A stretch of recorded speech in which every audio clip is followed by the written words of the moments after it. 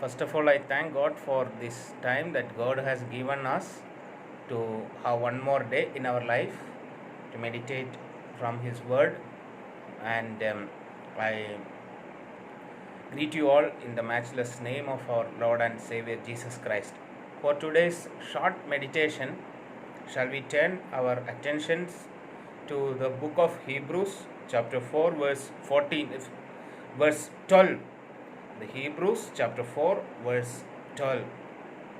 For the word of God is living and active, sharper than any two-edged sword, piercing to the division of soul and of spirit, of joints and of marrow, and discerning the thoughts and intentions of the heart.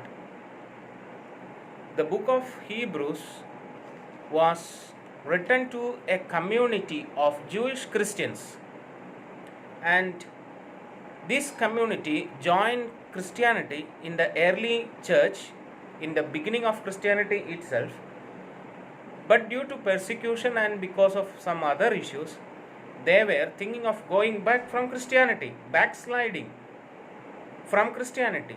At that time, to encourage them, the author of this book, who is unknown, wrote to them to encourage them, to keep them in Christianity.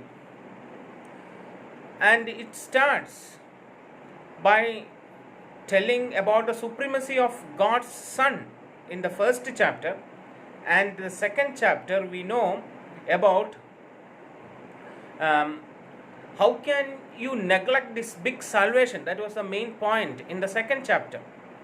And again it says Jesus is above angels, Jesus is above Moses, and even he argued that Jesus is above even your forefather Abraham.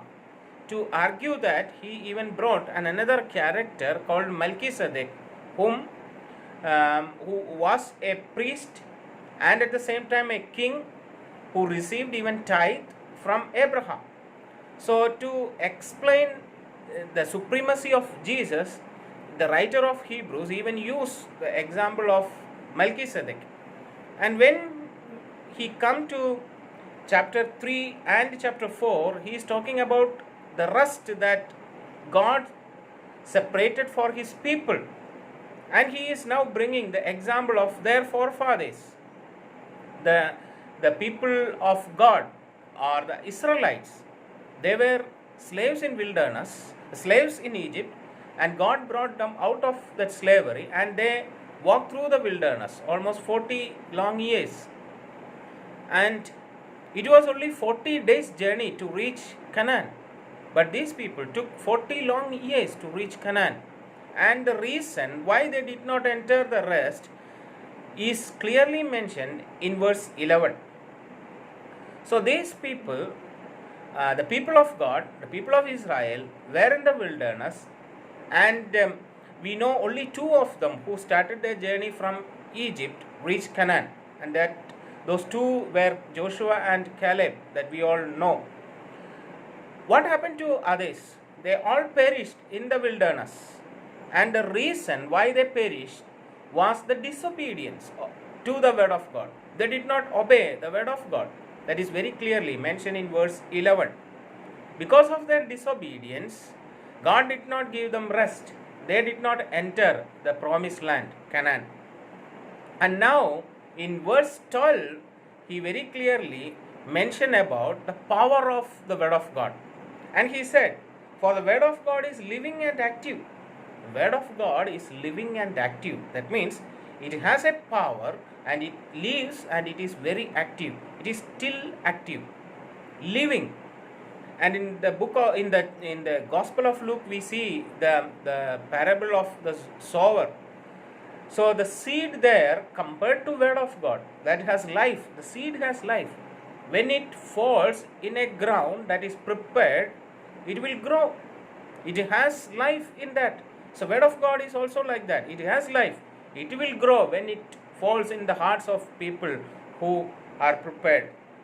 And obeying word of God is very, very important. Giving importance to word of God is very, very important. And it again says it is living and also it is active. It is active in the life of several people. It is still working in the lives of people. It has the power to save people. It has the power to transform people. It can penetrate into the hearts of the people. So that is what we read here. Discernment comes when we start obeying or reading the word of God. And it says it is sharper than any two-edged sword. The two-edged sword, the interpretation I read in the scripture, I read in some other commentary that there are two types of swords or two-edged swords. One is the sword that we use in the war. The soldiers use a two-edged sword to cut people very easily. Both sides they can fight. But at the same time, there is another interpretation that I read is a small sword with two edge.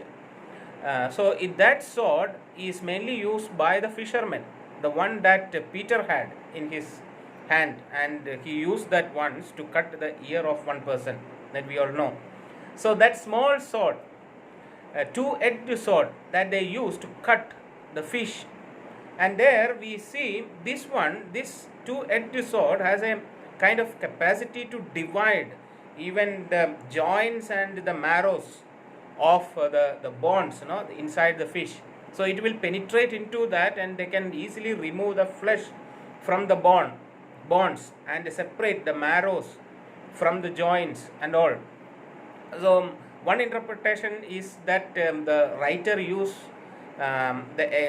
is giving that as the example here, as the word of God, that kind of a sword.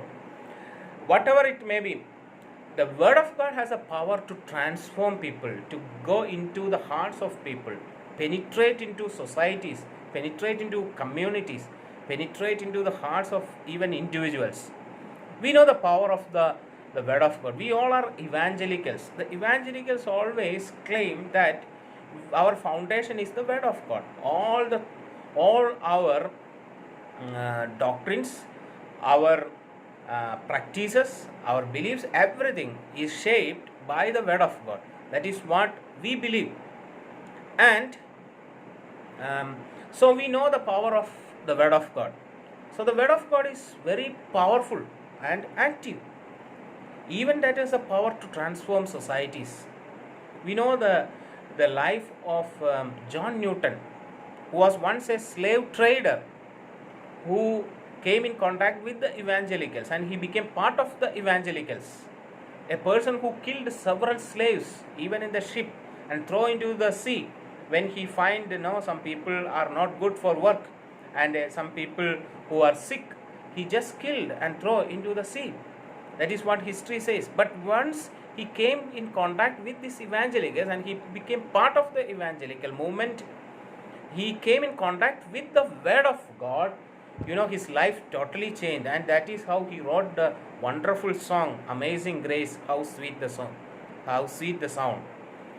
Then we know William Wilberforce, who was an evangelical Christian in the British Parliament, and he fought against slavery on the basis of the scripture. The power of the word of God that transforms society. And we know slavery was banned in England because of his effort. Alexander Duff, who came to India and established the English education in India. How all these things happen? Because of the power of the word of God. And even in India, most of the languages that we have in India having script because of this word of God. To translate this word of God, these people first introduce a script for most of the Indian languages. And that is why we have all these literatures and all these languages having script today. So word of God has a power to even transform societies. So what we have to do? We need to meditate this word of God. Now it is available in our hands in different forms, in printed form, digital form, and I don't know what are the other forms that we have, even in audio forms. Are we giving importance to that? Are we studying it? Are we meditating it? And also, are we using it? So we need to meditate, and secondly, we need to obey the word of God. Whatever mentioned in this scripture is for us. We need to obey because it has power. It is live, and it has life, and it is very active, and it has the power to speak to our heart, to go inside our heart and search whether there is anything that is against God. So that is what it says. And discerning the thoughts and intention of the heart. So it has that power. So we need to obey, we need to read, meditate, obey, and be a witness of this word of God before others. Be a witness to this word of God. Always tell that we are a people of this scripture. We are a people of the word of God. May God bless all of us through this message.